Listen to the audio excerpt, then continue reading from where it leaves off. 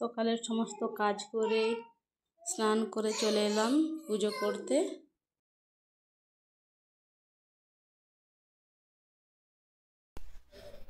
Good morning everyone, কেমন আছো সবাই? আশা করছি সবাই ভালো আছো, সুস্থ আছো। আজকে আবার একটা ব্লগ নিয়ে আপনাদের কাছে হাজির হয়ে গেলাম, তো ব্লগটি দেখতে থাকুন। এদিকে আমি পুজো করছি, ও ঘুম থেকে উঠে এসে কেমন করে বসে আছে দেখুন। সকালবেলা ওদেরকে পরোটা খেতে দিই, ওই জন্য পরোটা ভাজছি। পরোটাগুলো ওটাও খাবে, আমিও খাবো, দুই মেয়েকেই পরোটা খাওয়াই। ছোট মেয়ে তো ঘুমোচ্ছে এখনো, একটু পরে উঠে পড়বে।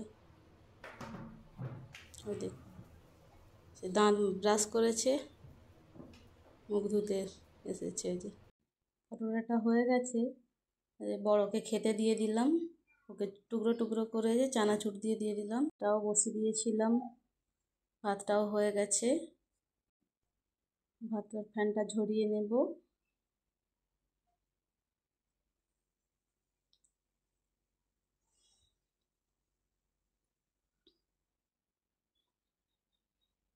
ভাতটার ফ্যানটা ঝরানো হয়ে গেছে। রান্না করার জন্য মশলাটাও বেটে নিচ্ছি শিলেতে। আজ করব বড়ার ঝাল, মসুর ডালের বড়া। পেঁয়াজ দিয়ে ফেটিয়ে নিচ্ছি, পেঁয়াজ নুন জিরা দিয়ে মসুর ডালটাকে ফেটিয়ে নেব ভালো করে। বড়াগুলোকে এবারে ভেজে নেব।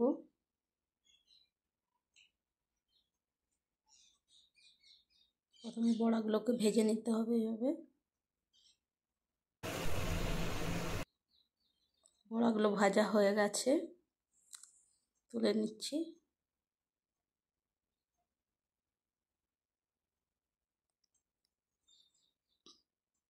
সব কটা বড়াই এইভাবে ভেজে নেব। ভাজা হয়ে গেছে, এবার আলুগুলো দিয়ে দিচ্ছি। আলুগুলো একটু সামান্য ভেজে নেব নুন হলুদ দিয়ে।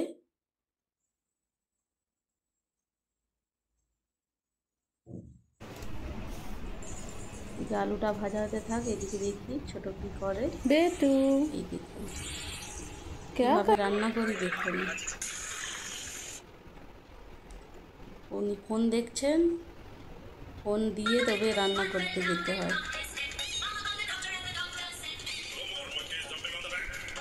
মাকে খিচি দে দাও, মাকে খিচি দাও, মাকে খিচি দাও, খিচি দাও, কার খিচি দাও।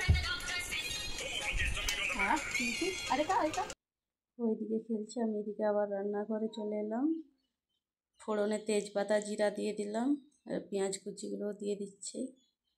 এটা ভালোভাবে নেড়ে তারপর একে একে আদা রসুন সব দিয়ে দেব।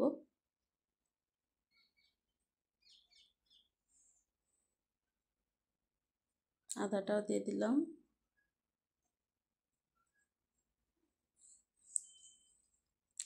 এগুলো ভাজা ভাজা হয়ে গেলে এতে এবার দিয়ে দেবো টমেটো বাটা।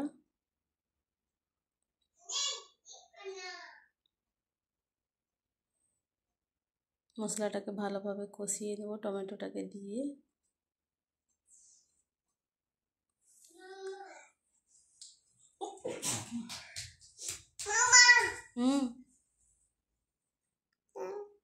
হলুদ লঙ্কাটা একটু কম দেব, বাচ্চা খাবে তো তাই। মশলাটাকে ভালোভাবে কষিয়ে নিচ্ছি। এই দেখুন ফোন বন্ধ হয়ে গেছে, ফোন নিয়ে চলে এসছে রান্নাঘরে।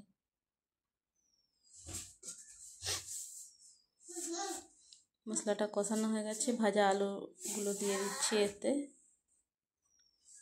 তোমরা কে কীভাবে রান্না করো, এইভাবে কে পছন্দ করো মসুর ডালের বড়ার ঝাল। জলটাও দিয়ে দিলাম, পরিমাণ মতো জল দিয়ে দেব।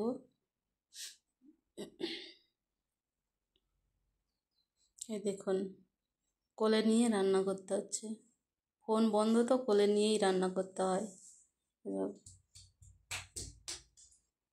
এক হাতে কি রান্না করা যায়?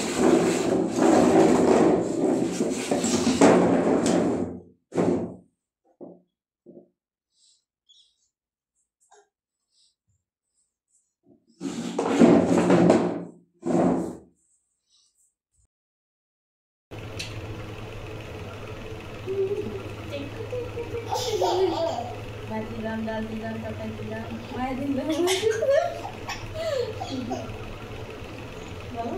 ভাত দিলাম, ডাল দিলাম,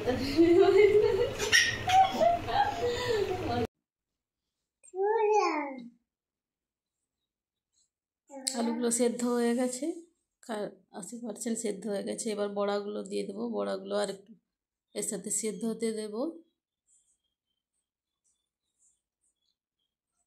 দিয়ে ঢাকা দিয়ে দিচ্ছি। সেদ্ধ হয়ে গেছে, তরকারিটা হয়েই গেছে পুরোটাই। এবার বাস ধনেপাতা কুচি ছড়িয়ে নামিয়ে নেব। দেখুন আলুটাও কি সুন্দর সেদ্ধ হয়ে গেছে।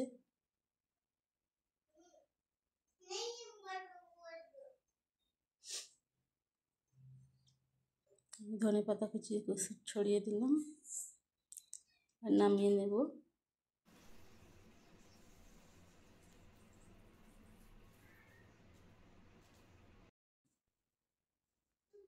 সাথে করবো বেগুন ভাজা, বেগুনটাও তুলে দিলাম।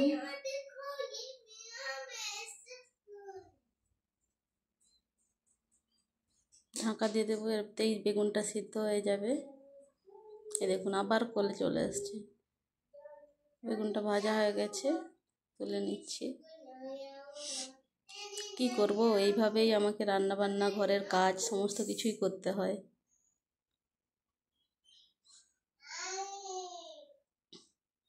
একা থাকা কি যে জ্বালা, একার। তো বন্ধুরা, আজকের ভিডিওটা আপনাদের কেমন লাগলো অবশ্যই কমেন্টে জানাবেন। লাইক, শেয়ার এবং সাবস্ক্রাইব করতে ভুলো না। সাবস্ক্রাইব করে আমার এই ছোট চ্যানেলটির পাশে থাকবেন। তো দেখা হচ্ছে নেক্সট ব্লগে। ততক্ষণ সুস্থ থাকুন, ভালো থাকুন, বাই।